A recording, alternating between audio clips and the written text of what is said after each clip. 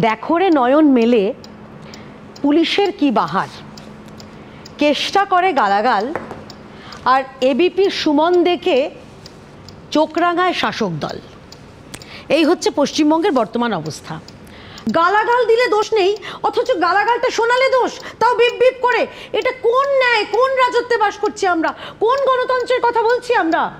আমার আরেকটা প্রশ্ন রয়েছে। আপনারা বলছেন যে প্রেস ইন্ডেক্স কী সব বললেন, আমার খুব মনে পড়ে যাচ্ছে এই রাজ্যে যাদবপুর বিশ্ববিদ্যালয় একজন ফিল্ম মেকার, তার সিনেমা দেখানোর অনুমতি পাওয়া যায়নি। অনুমতি মানে কি, আমরা দেখেছিলাম যে যাদবপুরের ভেতরে কি সেখানে অসভ্যতামি চলেছিল।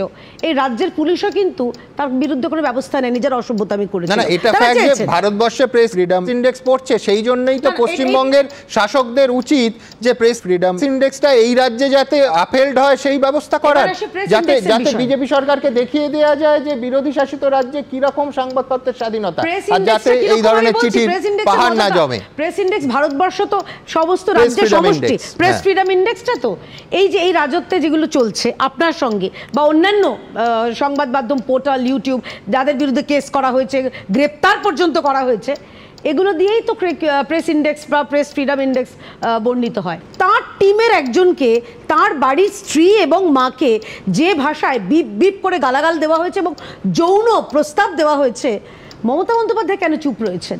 মহানুভবতা একতরফা হয় না, it is not a one way traffic. এই রাজ্যে অনুব্রত মণ্ডলের কেশাগ্র স্পর্শ করার ক্ষমতা না আছে পুলিশের, না আছে মমতা বন্দ্যোপাধ্যায়ের। কারণ ফ্র্যাঙ্কেনস্টাইন যখন বড় হয়ে যায় তখন এই অবস্থাই হয় বোধহয়।